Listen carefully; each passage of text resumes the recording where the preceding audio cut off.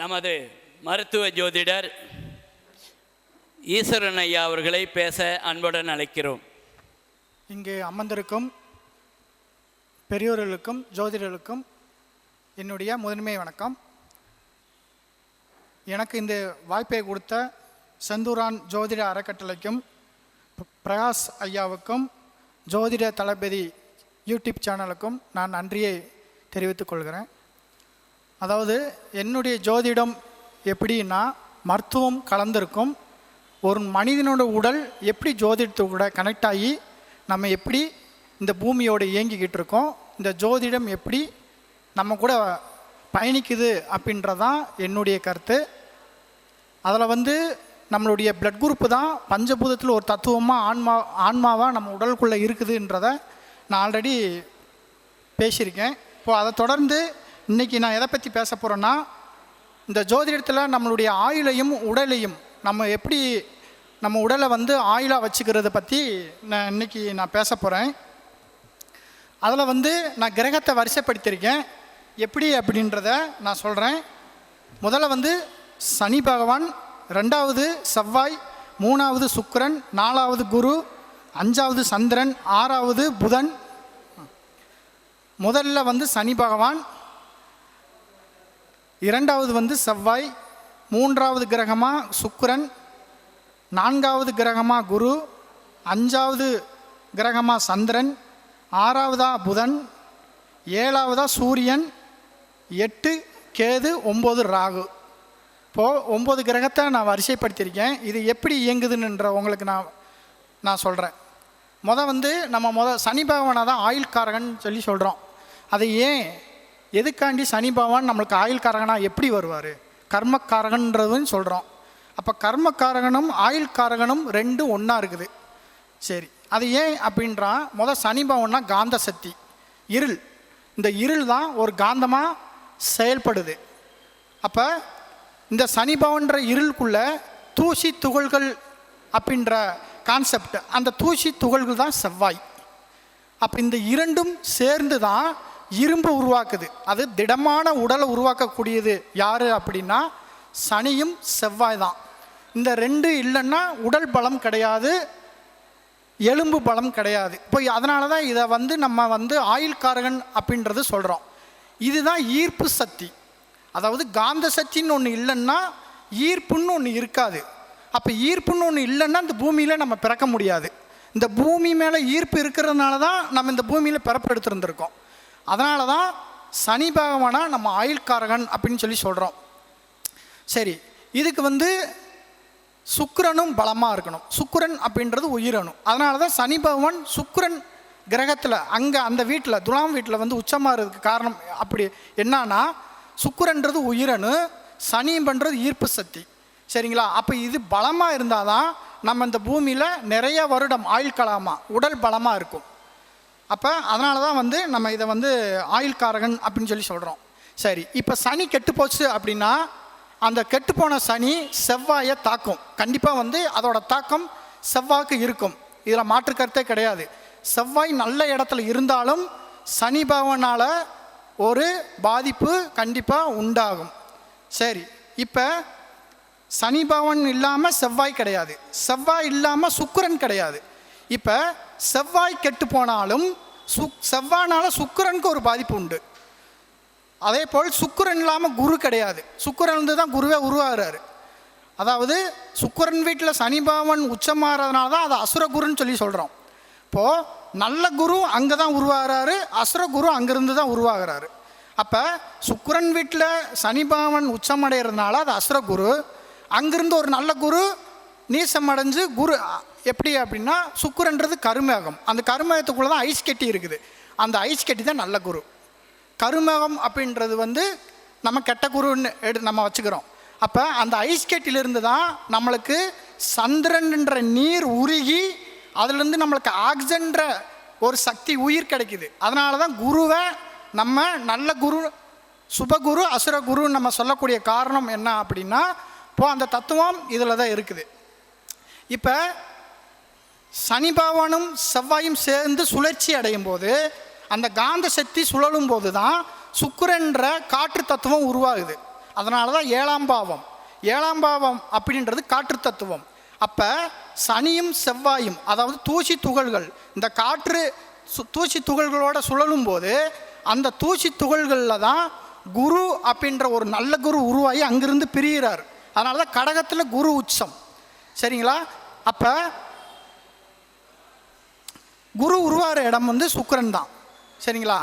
அப்போ இது ஏன் வந்து இந்த தத்துவம் இயற்கையாகவே நடக்குது. இந்த தத்துவம் இயற்கையாகவே நடக்குது. சரி, ரைட்டு. இப்போ குரு வீட்டில் சுக்கிரன் உச்சம். ஏன் உச்சம் அப்படின்னு விஞ்ஞானமே சொல்லியிருக்குது. குருவோட கிரகத்தில் சுக்கிரன்ற கருமேகம் உச்சமடையுது அப்படின்னு சொல்லி ஒரு ஆராய்ச்சி நடந்துக்கிட்டு இருக்குது. சரிங்க. ஆனால் நம்ம ஜாதகத்தில் முன்கூட்டியே சொல்லிட்டு போயிட்டாங்க. நம்மளுடைய ஜோதிடர்கள் வந்து முன்கூட்டியே சொல்லிட்டு போயிட்டாங்க. அப்போ சுக்கிரனும் குருவும் தொடர்பு இருக்குது. அப்போ குரு சந்திரன் வீட்டில் உச்சமடையுது. சந்திரன்றது பெண், குருன்னா கருமுட்டை. அப்போ சுக்கிரன்ற கிரகத்திலிருந்து தான் இது பிரியுது. அப்போ சுக்கிரன்றது உயிரணும். இந்த உயிரணும் இந்த முட்டைக்குள்ளே போய் எப்படி சேருதுன்றதான் நம்மளுடைய மனிதனோட வாழ்க்கை தத்துவம். இப்படி தான் உயிர் உருவாகுது நம்மளுக்கு. சரிங்களா? அப்போ எப்படி சுக்கிரன்ற உயிரணு கரெக்டாக ஒரு கருமுட்டைக்குள்ளே போய் உள்ள நுழையுது அப்படின்னா இதிலிருந்து இது பிரிஞ்சது தான். எண்ணமாகவும் உயிராகவும் பிரிஞ்சது. சரிங்களா? அப்போ சுக்கிரன்றது வந்து எண்ணம், குருன்றது உயிர். அப்போ இந்த ரெண்டும் சேரும்போது ஒரு உடல் அப்படின்ற ஒரு கான்செப்ட் பிறப்பு எடுக்குது.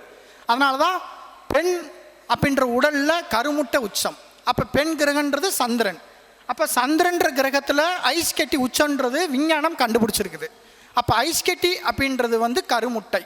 இந்த கருமுட்டை அப்படின்றது குரு. அவர் தான் ஆற்றல். அவர் நினச்சா மட்டும்தான் நம்மளுக்கு நல்ல தன்மையை கொடுக்க முடியும். அதனால தான் குருவை வந்து நம்ம வந்து கொண்டாடுறதுக்கு காரணம் வந்து அதுதான். சரி, ரைட்டு. அப்போ சுக்கிரன் கெட்டு போகுது அப்படின்னா கண்டிப்பாக குருவும் கெட்டு போயிடுவார். ஒரு தாக்கம் இருக்கும். கெட்டு போயிடுவான்னா முழுசாக கெட்டு போகிறோம்னு இல்லை, கண்டிப்பாக அதோட தாக்கம் வந்து குருவுக்கு இருக்கும். சரி, இதே போல் குரு கெட்டு போகுது அப்படின்னா இதோட தாக்கம் சந்திரனுக்கு இருக்கும். ஏன் அப்படின்னா குருன்னா ஐஸ் கட்டி நான் சொல்லிட்டேன். இந்த குருன்றவர் நீராக மனம் வச்சா மட்டும்தான். குருன்றவர் நம்ம யாரை சொல்கிறோம்? கடவுளை சொல்கிறோம், சித்தர்களை சொல்கிறோம். இவர்கள் மனம் வச்சா மட்டும்தான் நம்ம சந்தோஷமாக வாழ முடியும். அப்போ குருன்ற ஐஸ் கட்டி உருகுனா மட்டும்தான் அங்கே நீராக கன்வே ஆகி நம்மளுக்கு ஆக்சிஜன்ற காற்றாக நம்மளுக்கு கிடைக்குது. சரிங்களா? அப்போ குரு கெட்டு போச்சுன்னா சந்திரன்ற கான்செப்டும் கெட்டு போகும். சரி, இப்போ சந்திரன் கெட்டு போகுது, புதன் கெட்டு போயிடும். புதன்றவர் காற்று, அவர் தான் ஆக்சிஜன், அவர் தான் நுரையீரல். சரிங்களா? அப்போ சந்திரன் கெட்டு போகுது அப்படின்னா இதோட தாக்கம் புதனுக்கும் இருக்கும். அப்போ சந்திரன் நல்லா இருக்கணும். புதன் கெட்டு போகுதா, சூரியன் கெட்டு போயிடுவார். அப்போ புதன்ற ஆக்சிஜன் இல்லைன்னா சூரியன் கிடையாது. அப்போ இதோட தாக்கம் சூரியனுக்கு இருக்கும். அப்போ புதனும் நல்லா இருக்கணும். சரி, அப்போ சூரியன் இதிலேருந்து தான் கேது, கேதுலேருந்து தான் ராகு. சரிங்களா? இப்படி தான் நவகிரகங்கள் நம்ம உடலுக்குள்ளே உருவாகுது. இப்படி தான் வந்து செயல்பட்டுக்கிட்டு இருக்குது. இதை வச்சு தான் நம்ம ஜோதிடத்துக்குள்ளே நம்ம பயணிச்சுக்கிட்டு இருக்கோம். இதை வச்சு தான் நம்ம வந்து சில விஷயங்களை சொல்கிறோம். ஒரு மனிதனுக்கு சுக்கிரன் அப்படின்ற உயிரணும், பெண்களுக்கு ஸ்ரோனிதியம் அப்படின்ற சக்தி இல்லைன்னா ஈர்ப்பு சக்தின்னு ஒன்று இருக்காது. அவங்க என்ன தான் உழைச்சாலும் தன்னுடைய கையில் வந்து காசு பணம் தங்காது. அவங்களுக்கு பல கஷ்டங்கள். அப்போ ஏன் வந்து நம்மளுக்கு பௌர்ணமி அமாவாசை வருது அப்படின்னா 15 டேஸ்க்கு வந்து ஒரு தடவை அமாவாசையும் பௌர்ணமி ஏன் வருதுன்னா உடல் உறவுன்றது 15 டேஸ்க்கு ஒரு தடவை தான். ஏன் அப்படின்னா நம்மளுடைய ஆற்றலை எவ்வளவுக்கு செலவு பண்ணுறோமோ அவ்வளவுக்கு நம்மளுடைய ஈர்ப்புத்தன்மை குறைந்து விடும். அதனால தான் சந்திரன் 15 நாள் ஒரு தடவை அமாவாசையாகவும் ஒரு தடவை வந்து பவராக இருக்கிறதுக்கு காரணம் என்ன அப்படின்னா சூரியனும் சந்திரனும் அவங்க வந்து மறைமுகமாக எதிர்கொள்கிற டைம் வந்து இந்த காலகட்டத்தில் தான். அது மாதிரி தான் நம்மளுடைய சக்தியை, நம்மளுடைய உயிரணுவை வந்து நம்ம வந்து நம்ம வந்து வேஸ்ட் பண்ணக்கூடாதுன்றதுக்கு காரணம் என்னென்னா அதுதான் நம்மளுக்கு உயிர் சக்தி, ஈர்ப்பு சக்தி. உயிர் சக்தின்னு ஒன்று இல்லைன்னா ஈர்ப்பு சக்தின்னு ஒன்று இருக்காது. சரிங்களா? அதனால தான் வந்து சித்தர்கள் முன்னே வந்து 15 நாளைக்கு ஒரு தடவை உடலுறவு வச்சுக்கோங்க அப்படின்றதெல்லாம் சொன்னதெல்லாம் இதெல்லாம் பெரிய தத்துவம். அந்த தத்துவத்துக்கு நம்ம வந்து அப்படி நம்ம வந்து ஃபாலோ பண்ணால் மட்டும்தான் நிறைய வருடங்கள் நம்ம உயிரோடு வாழ்கிறதுக்கான தன்மை இருக்கும்.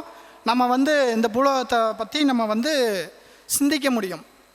சரி, ரைட்டு. அதனால தான் பௌர்ணமி அமாவாசை வரக்கூடிய காலகட்டம்.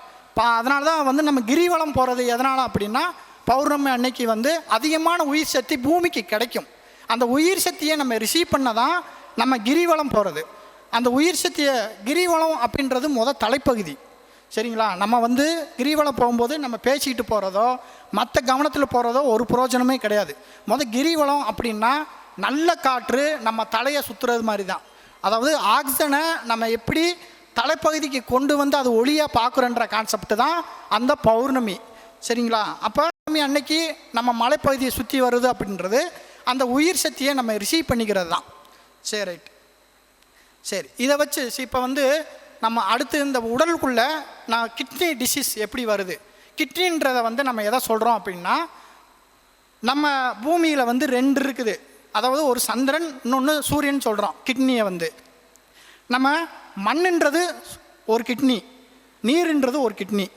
மண் அப்படின்றது சூரியன் கண்ட்ரோலில் இருக்குது, நீருன்றது சந்திரன் கண்ட்ரோலில் இருக்குது. எப்போ மண்ணோட அழுத்தம் கார்பன் அதிகமாவதோ அப்போ சந்திரன் நீருக்கு அழுத்தமாகும். எப்போ நீரோட அழுத்தம் கடலில் அழுத்தமாகுதோ அப்போ மண்ணுக்கு அழுத்தமாகும். இப்படி 2ம் அழுத்தமாகும் போது தான் இங்கே வந்து பிரச்சனை வருது. இப்போ பூமியில் ஏன் அழிவு வருது? அப்போ இங்கே என்ன இல்லை, இன்பேலன்ஸாக இல்லை. சுவாசம் பூமியில் வந்து இன்பேலன்ஸாக இல்லை. 3 மடங்கு நீராக இருக்குது, 1 மடங்கு மண்ணாக இருக்குது. ஏன்னா சுவாசம் இங்கே சமமாக இல்லை. அப்போ நீரின் சுவாசம் இங்கே அதிகமாக இருக்குது, மண்ணின் சுவாசம் குறைவாக இருக்குது. அதனால தான் பூமியில் இன்பேலன்ஸ் அழிவு வர்றதுக்கு காரணம் இதுதான். அப்போ நம்ம பூமியில் நம்ம பூமியும் அப்படின்றதும் நம்மளுடைய உடல்ன்ற வகுப்பகுதியும் ஒன்று தான், 2 வெவ்வேறு கிடையாது. நம்ம உடலில் 3 மடங்கு பிளாஸ்மா இருக்கிறதும் 1 மடங்கு செல்ஸ் இருக்கிறதும், அதே மாதிரி பூமியில் 3 மடங்கு நீர் இருக்கிறதும் 1 மடங்கு மண் தத்துவம் இருக்கிறதும் 2 வெவ்வேறு கிடையாது. அப்போ நம்மளுடைய சுவாசத்தை சரியாக வச்சுக்கணும் அப்படின்னா நம்மளுடைய செல்ஸோட தன்மையையும் நம்மளுடைய நீரோட தன்மையையும் 2 சுவாசம், ஆக்சிஜன் கார்பன், இந்த 2ம் சமமாக நம்ம பார்த்துக்கணும். 2 சுவாசம். இதை தான் வந்து சூரிய நாடி சந்திர நாடி.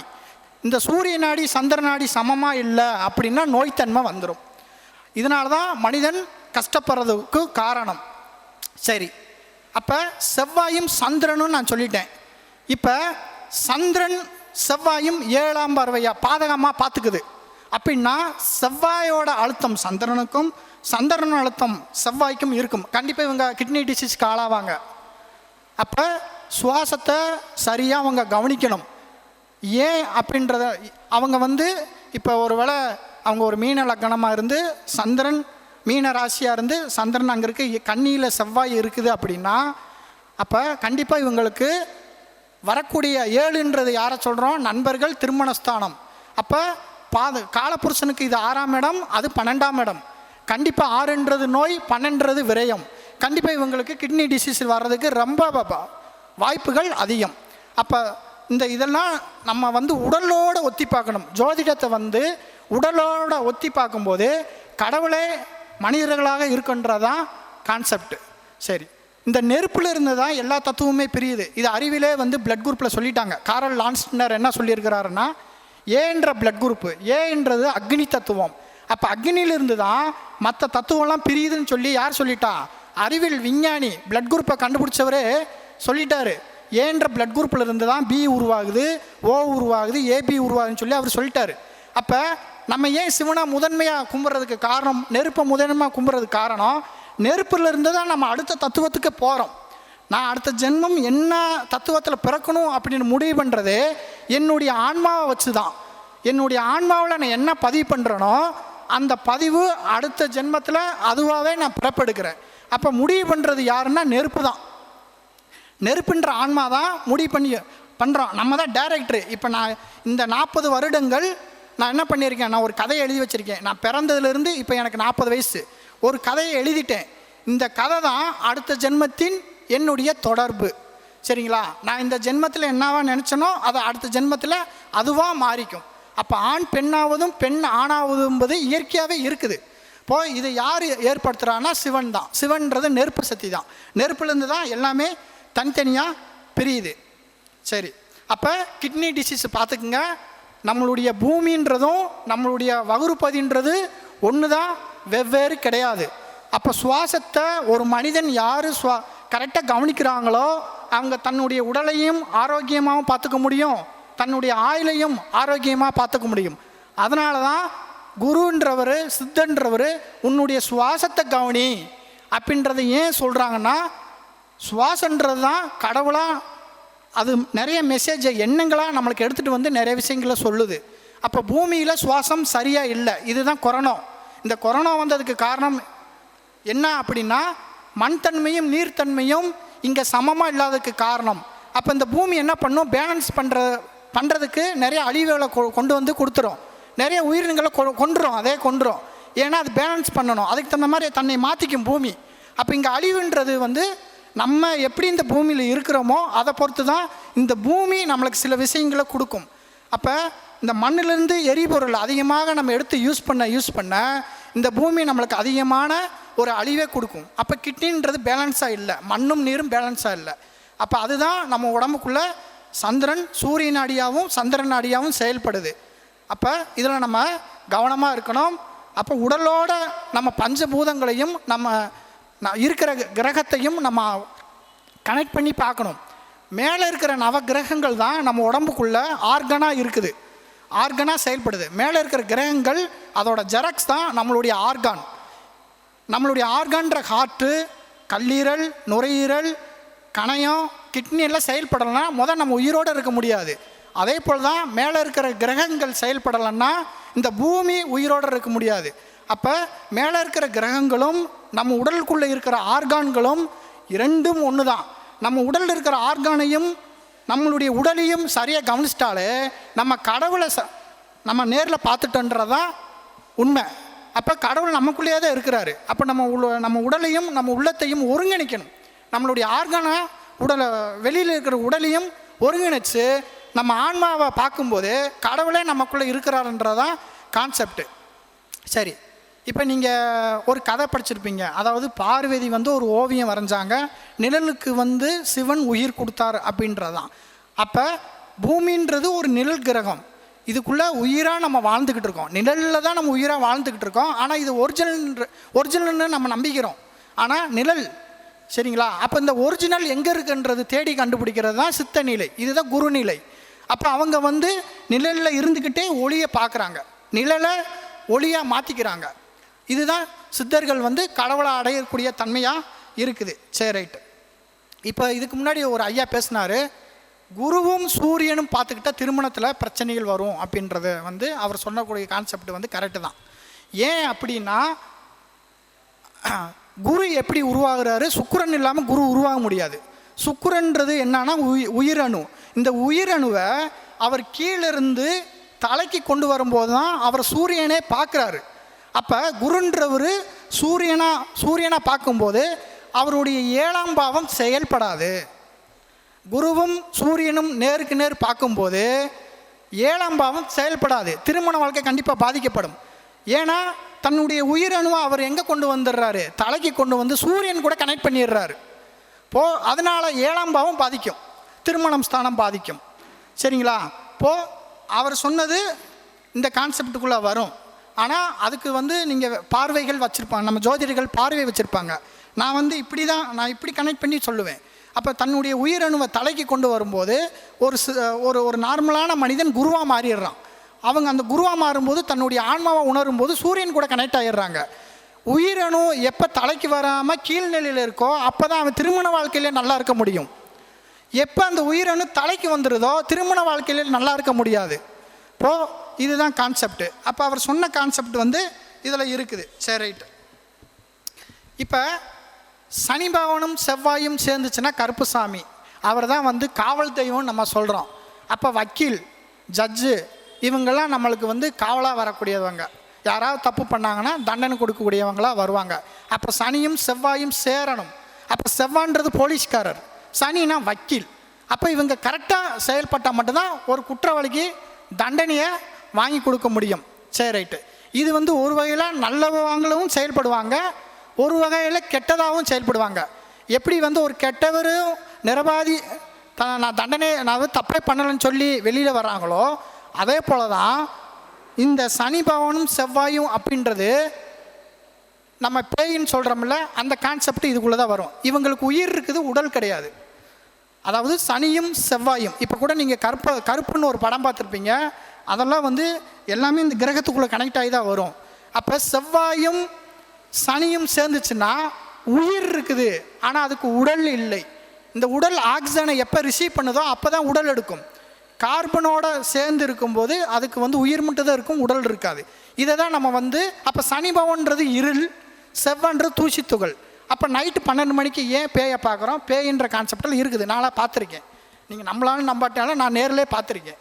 இப்போது இந்த கான்செப்டை ஏன் இருளில் வந்து பேயை பார்க்குறோம் அப்படின்ற கான்செப்டுக்கு என்னன்னா, அது வந்து ஆக்சிஜனை சுவாசிக்க முடியாது. அதனால தான் வந்து இருட்டில் நம்ம இரவில் வந்து கார்பன் வந்து இந்த பூமி விட்டு வெளியே போகுது.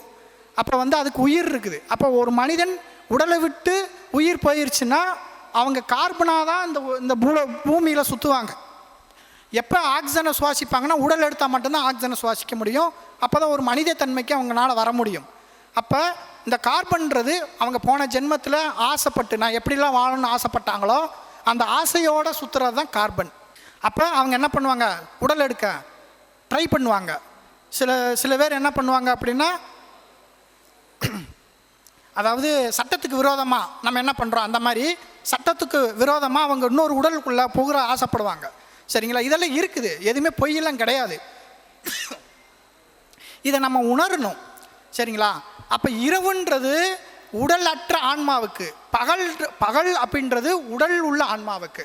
அதனால தான் சூரியன் உதயமாகும்போது நம்மளுக்கு ஆக்சிஜன் கிடைக்குது. எப்படி அப்படின்னா, கடலில் இருக்கிற ஐஸ் கட்டி உருகி நம்மளுக்கு அதில் தண்ணி அலையாக வந்து கடல் மூலமாக நம்மளுக்கு ஆக்சிஜன் கிடைக்கும்போது இங்கே உயிரோட ஒரு ஆன்மா இருக்குது. இரவில் சூரியன் போய் மறைஞ்சிருது, அதனால் அந்த ஆக்சிஜன் கிடைக்க வாய்ப்பில்லை. அதனால் உடலற்ற ஆன்மாக்கள் இந்த பூமியில் உலாவுது.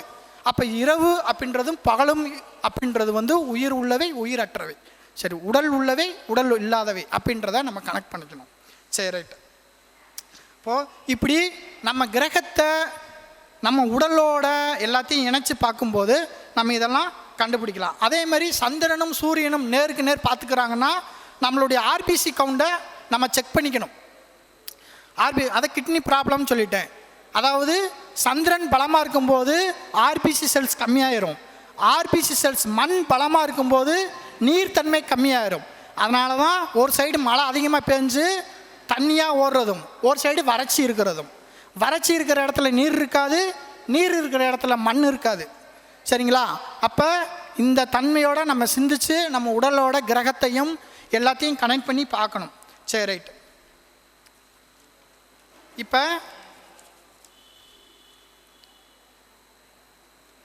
இப்போ ராகு கேதுக்கு வருவான். ராகு கேது. சரி, இப்போ வந்து ராகு கேது இருக்குது. சரி, ஒருத்தருக்கு வந்து லக்னத்திலே கேது, 7ல் ராகு. லக்னத்தில் கேது இருக்கிறவர் வந்து 7ஆம் பாவத்தை பூர்த்தி பண்ண முடியாது. லக்னத்தில் ராகு இருக்கிறவர் 7ஆம் பாவத்தினால் அனுபவிக்க முடியாது. இப்போ இதுதான் இதோட ரகசியம். எப்படின்றத நான் சொல்கிறேன். இப்போ லக்னத்தில் கேது இருக்கிறாரு அப்படின்னா 7ஆம் பாவம் அப்படின்றது வந்து யார்? மனைவி ஸ்தானம். அப்போ மனைவி இவர்கிட்டருந்து நிறைய ஆசைகள் எதிர்பார்க்கும், இவரால் பூர்த்தி பண்ண முடியாது. ஏன்னா கேது அப்படின்றவர் தடை. அதை அந்த பூர்த்தி பண்ண கான்செப்டுக்கு அவர் ஒத்துழைக்க மாட்டார். அப்போ 7ஆம் பாவம் வந்து இவரை விட அது வீரியமாக இருக்கும். ராகுன்றது வீரியம். இப்போ லக்னத்தில் ராகு இருக்குது, 7ல் கேது அப்படி இருக்குன்னா இவர் நிறைய எதிர்பார்ப்பார், மனைவினால் எதிர்பார்க்குறத கணவனுக்கு கொடுக்க முடியாது. சரி, இப்போ இந்த கான்செப்டு இப்படி இருக்குது ராகு கேது. இதுதான் ராகு கேது தோஷம். நம்ம இந்த ராகு கேது தோஷத்தை வந்து தோஷமாக கோயிலுக்கு போய் பண்ணுறதை விட இதோட கான்செப்டை நம்ம புரிஞ்சுக்கிட்டோம்னா 2 பேருமே சந்தோஷமாக இருக்கலாம். அதாவது 7ஆம் பாவனா மனைவியும் புரிஞ்சுக்கணும், லக்னக்குரியவரும் புரிஞ்சுக்கணும். அப்போ 2 பேருமே புரிதல் தன்மைக்கு வரணும். அதனால தான் இந்த ராகு கேது இருக்கிற தோஷத்தில் உள்ளவங்களுக்கு அந்த தோஷத்தில் உள்ளவங்களுக்கு திருமணம் பண்ணி கொடுக்கணுன்றதுக்கு எது கான்செப்ட் அப்படின்னா இவங்க 2 பேர்த்துக்குள்ளே ஒரு புரிதல் தன்மை வேணும். இவங்க போய் பரிகாரம் பண்ணுறதுனால கண்டிப்பாக அதோட தாக்கம் கம்மியாக போகிறது இல்லை, கண்டிப்பாக அது தாக்கம் இருக்கும். ஆனால் இங்கே தாக்கத்தை குறைக்கணும்னா 2 பேருக்குள்ள புரிதல் இல்லைன்னா கண்டிப்பாக தோற்று போயிடுவாங்க. இப்போ லக்னத்தில் வந்து ஒருத்தருக்கு ஆண் ஜாதகம் பெண் ஜாதகம்னு எடுத்துக்கலாம். இப்போ ஆண் ஜாதகத்தில் லக்னத்தில் கேது இருக்குது, 7ல் ராகு இருக்குது. பெண் ஜாதகத்தில் லக்னத்தில் ராகு இருக்குது, 7ல் கேது இருக்குது. இப்போ எப்படி வாழ்வாங்க? இவங்களால வாழவே முடியாது. இங்கே பிரச்சனை தான் வரும், அடித்து மல்லுக்கட்டிக்குவாங்க. அப்போ இவங்க 2 பேத்துக்குள்ள புரிதல் வேணும். அப்போ இவங்க 2 பேத்துக்கு உட்கார வச்சு கவுன்சிலிங் கொடுக்கணும். நீங்கள் 2 பேர் அதாவது காதல் பண்ணிட்டாங்க. இப்போ இவங்க ஜாதத்தில் இப்படி ஒரு கட்டம் இருக்குது. இப்போ நான் கல்யாணம் பண்ணால் இவங்கள தான் கல்யாணம் பண்ணணும் ஒத்த காலம் நிற்கிறாங்க. இப்போ இவங்களுக்கு என்ன பண்ணுறது? ஒரு ஜோதிடர்கள் நம்மளை தேடி வந்துட்டாங்க. இப்போ இவங்களை நம்ம கல்யாணம் பண்ணலாமா வேணான்னு நம்மகிட்ட கேட்டால் அவங்களுக்கு மன ரீதியாக கவுன்சிலிங் கொடுக்கணும். கவுன்சிலிங் எப்படி கொடுக்கணும்? இவர் ஜாதகத்தில் கேது இருக்குது, உன் ஜாதகத்தில் ராகு இருக்குது, இப்படிலாம் கல்யாணம் பண்ணால் ஃப்யூச்சரில் இப்படிலாம் பிரச்சனை வருங்கம்மா. 2 பேர் நீ எதிர்பார்க்குறத கணவன் கொடுக்க முடியாது, கணவன் கொடுக்குற இதை நீ எதிர்பார்க்க முடியாது. அப்போ அதையும் மீறி நீங்கள் திருமணம் பண்ணோம்னா உங்களுக்குள்ளே ஒரு புரிதல் வேணும். இப்படிலாம் வாழணும்னு சொல்லி அவங்கள மினிமம் 1 மணி நேரமாவது உட்கார வச்சு கவுன்சிலிங் கொடுத்தாதான் அந்த புரிதல் வரும். இப்போ ராகு கேது தோசை அவங்கள விட்டு போகும். இப்போ நான் அதை சொல்லாமல் நீங்கள் கோயிலுக்கு போய் பரிகாரம் பண்ணிட்டு வாங்கன்னு மொட்டையை சொல்லிட்டா, பரிகாரம் பண்ணிட்டேன் சரியாக போச்சுன்னு அவங்களுக்குள்ள ஒரு புரிதல் இல்லைன்னா என்ன ஆகும்? பிரச்சனைகள் தான் வரும். அப்போ ஜோதிடம் அப்படின்னா ஒரு புரிதல். ஜோதிடன்றது புரிதல். நம்ம மனதோடு உடலோடு அந்த ஜோதிடத்தை எப்படி கனெக்ட் பண்ணி எடுத்து போகணும் அப்படின்றது தான் ஒரு ஜோதிடர் கவுன்சிலிங் கொடுக்கணும். நம்ம கோவிலுக்கு போகிறன்றதை விட கவுன்சிலிங் தான் ரொம்ப முக்கியம். அப்போ திருமணம் பண்ண போகிறீங்க, ஒரு தொழில் பண்ண போகிறீங்க, அப்படி அவங்க கேட்டு நம்மளை தேடி வரும்போது ஜோதிடராக அவங்களுக்கு கிரகத்தை வச்சு கவுன்சிலிங் தான் கொடுக்கணும். கோவிலுக்கு போகிறதுன்றது 2ஆம் பட்சம். கவுன்சிலிங் தான் கொடுக்கணும். இப்படி ஒரு கிரகம் இப்படி இருக்குது, இதனால் உங்களுக்கு இப்படி ஒரு தாக்கம் இருக்கும், இதை நீங்கள் கவனம் கொண்டு இப்படி பயணிக்கின்றத 1 மணி நேரம் கவுன்சிலிங் கொடுக்கணும். சரி, ரைட்டு. இப்போ அமாவாசைக்கு பிறந்தா மனது ரீதியாக ஏன் ஒருத்தங்க பாதிப்படைகிறாதங்கன்றதை நான் உங்களுக்கு அறிவியல் ரீதியாக சொல்கிறேன். இது அறிவியல்ன்றது ஒரு விதமாக சொல்லும். நான் ஜோதிடத்தை கனெக்ட் பண்ணி சொல்கிறேன். சரி, நான் சொல்லிட்டேன். அதாவது 15 நாளைக்கு ஒரு தடவை தான் உடல் உருவ வச்சுக்கணும். அப்போ தான் தன்னுடைய உடல் ஆரோக்கியமாக இருக்கும் அப்படின்றத அது இயற்கை கரெக்டாக பண்ணுது. இப்போ ஒரு அமாவாசையில் ஒரு குழந்தை பிறக்குது அப்படின்னா, அமாவாசை அப்படின்றது என்னன்னா அம்மாவும் அப்பாவும் அங்கே ஒன்று சேர்ந்துட்டாங்க. இந்த பூமியை கவனிக்கலை. கான்செப்ட் புரிஞ்சுக்குங்க. சூரியனும் சந்திரனும் மறைமுகமாக ஒன்று சேர்ந்துருக்கிறாங்க. அப்போ தன்னுடைய இந்த பூமியில் அமாவாசை அன்னைக்கு பிறக்கிற குழந்தைய தன்னுடைய ஆன்மா, சூரியன்றது ஆன்மக்காரகன், அவர் யார் கூட சேர்ந்துருக்கிறாரு? அன்னைக்கு சந்திரன் கூட சேர்ந்துருப்பார். சரிங்களா? அப்போ இந்த பூமியில் ஒரு குழந்தை பிறக்கும்போது இந்த பூமியில் இருக்கிற அந்த ஆன்மாவோட தன்மை கம்மியாக இருக்கும். அப்போ இந்த பூமியில் பிறக்கிற குழந்தைக்கு மனது ரீதியான குழப்பங்கள் வந்துடும். ஏன்னா இந்த பூமி அமாவாசை அன்னைக்குன்ற போது இந்த சூரியனோட தன்மை இந்த பூமிக்கு கம்மியாக கிடைக்கும். ஆன்மா தெளிவாக இருந்தால் தானே ஒரு குழந்தை தெளிவாக இருக்கும். அப்போ அமாவாசை அன்னைக்கு ஒரு குழந்தை பிறக்கும்போது அவங்க ஏன் மனது ரீதியாக பாதிப்படைகிறாங்க அப்படின்னா, அன்னைக்கு சந்திரனும் சூரியனும் ஒன்று சேர்ந்து இருக்கிற நாள். அன்னைக்கு என்ன பண்ண முடியாது, எல்லாமே பௌர்ணமி அன்னைக்கு தான் சூரியனும் சந்திரனும் ஒன்று சேர்றாங்கன்னு சொல்லுவாங்க. ஏன்னா சூரியனோட வெளிச்சம் ஃபுல் பவரும் சந்திரனுக்கு கிடைக்கும். அது ஒரு தன்மை. ஆனால் நம்ம உடலுறவு கொள்ளும்போது மறைமுகமாக தானே கொள்வோம். அது தானே 8ஆம் இடம். ஏன் இப்படி பேசுகிறேன்னு நீங்கள் நினச்சிக்காதாங்க. நான் மெடிக்கல் ரீதியாக நம்ம இப்படி சொன்னால் தான் புரியும். அப்போ மறைமுகமாக தான் நான் பண்ணுவோம். அதுதான் அந்த மறைமுகன்றத அமாவாசை அன்னைக்கு ஒரு குழந்தை பிறக்கும்போது மனது ரீதியாக பாதிப்பு உண்டாகிறதுக்கு காரணம் என்னன்னா, சந்திரன்னா மனசு, சூரியன்னா ஆன்மா. அப்போ 2ஓட தன்மையும் பூமியில் கிடையாது. அன்னைக்கு ஒரு பூமியில் ஒரு குழந்தை பிறக்கும்போது அவங்க மனக்குழப்பத்தோடு பிறப்பெடுப்பாங்க. அப்போ இதனால தான் அவங்களுக்கு மனது ரீதியாக பிரச்சனை வர்றதுக்கு காரணம். சரிங்களா? அப்போ இந்த மாதிரிலாம் கான்செப்ட் இருக்குது. சரி, அதே போல் நம்ம சந்திரன்றதை 4 அறைகள் உண்டு அப்படின்னு சொல்கிறோம். ஏன் சந்திரன்ற காட்டில் 4 அறை அப்படின்னு சொல்கிறோம் அப்படின்னா, 4 அறை கட்டு தான் ஒளின்ற 5வது ஒரு கான்செப்ட் உருவாகுது. அதனால தான் சந்திரன் 4. அதனால தான் நீங்கள் பிரம்மாவை ஒரு தலையை வெட்டிட்டாருன்னு சொல்லி ஒரு கதையை படிச்சிருப்பீங்க. சரிங்களா? 5 முகம் இருந்துச்சுன்னா அது சூரியனாக செயல்பட ஆரம்பிச்சிடும். அப்போ ஒரு தலையை வெட்டணும். இதுதான் இந்த கதையோட கான்செப்டு. அப்போ சந்திரன்றத பிரம்மா, சந்திரன் வேற பிரம்மா வேற கிடையாது. உயிரை உண்டாக்கக்கூடியவரை தானே நம்ம பிரம்மா அப்படின்றோம். அப்போ சந்திரன்றது நீர் தானே. அப்போ நீர்னு ஒன்று இல்லைன்னா உயிர் கிடையாது. சரிங்களா? அப்போ இந்த உயிருக்கு ஆணவம் வந்துடும் அப்படின்ற கான்செப்ட் தான் சூரியன் என்ன பண்ணுறாரு, சிவன் ஒரு தலையை கட் பண்ணுறாரு. இப்போ நீ என்னை அடையணும்னா இந்த 5வது தலை யாருன்னு கண்டுபிடிச்சி வா. அதுதான் சித்தநிலை. இந்த 4ன்றது மனதை ஒருங்கிணைச்சு இந்த 5வது கான்செப்டை நெருப்பு தத்துவத்தை அடையிறது தான் சித்தநிலை. அப்போ தான் வந்து நம்ம சிவனை அடையமுன்ற கான்செப்ட். இதுதான் பிரம்மாவை வந்து தலையை வெட்டிட்டாங்கன்ற கதையெல்லாம் வந்து அதில் வரும். சரி, ரைட்டு. இப்போது இதில் நம்ம வந்து மெடிக்கல் ரீதியாகவும் நம்மளுடைய உடல் ரீதியாகவும் வந்து கனெக்ட் பண்ணணும். இது எப்படி கனெக்ட் பண்ணணும் அப்படின்னா, ஒரு மனிதன் ஆசையோடு வெளியில் தேடிக்கிட்டே இருந்தால் வந்து அவங்களால இந்த பிரபஞ்சத்துக்கும் எனக்கு என்ன கனெக்ட் இருக்குன்னது வந்து அவங்களால கண்டுபிடிக்கவே முடியாது. சுவாசத்தை யார் ஒருத்தர் கவனிக்கிறாங்களோ இந்த சுவாசம்தான் மௌனம் பேசுதே. இந்த மௌனக்கிட்ட தான் அறிவியலும் நிறைய அறிவும் இருக்குது. அதுதான் காற்று. இந்த காற்று தான் நம்ம சுவாசிக்கும் போது எல்லா உடல் உறுப்புகளிலும் போய் திரும்ப வெளியில் கார்பனாக வருது. அப்போ நம்மகிட்ட பேசக்கூடிய தன்மை யார்கிட்ட இருக்குது? இந்த இயற்கைக்கிட்ட. நம்ம இறைவன்கிட்ட பேசணும் அப்படின்னா காற்றுக்கிட்ட பேசணும். நம்ம அதுக்கு மௌனம் வேணும். சரிங்களா? மௌனமாக இருந்தால் மட்டும்தான் காற்றை நம்ம சுவாசிக்கும் போது உணர முடியும். காற்றை உணர்ந்தாதான் ஆன்மாவை உணர முடியும். சரிங்களா? இந்த தத்துவத்துக்குள்ளே நம்ம எப்போ மனிதர்கள் உள்ளே வர்றாங்களோ அப்போ ஜோதிடம் நம்ம யாரும் கற்றுக் கொடுக்க வேண்டியதில்லை. அவங்களே ஜோதிடராகவே மாறிடுவாங்க. ஏன்னா கிட்டத்தட்ட அவங்க இறைவன் தன்மைக்கு வந்துடுவாங்க. சரி, ரைட்.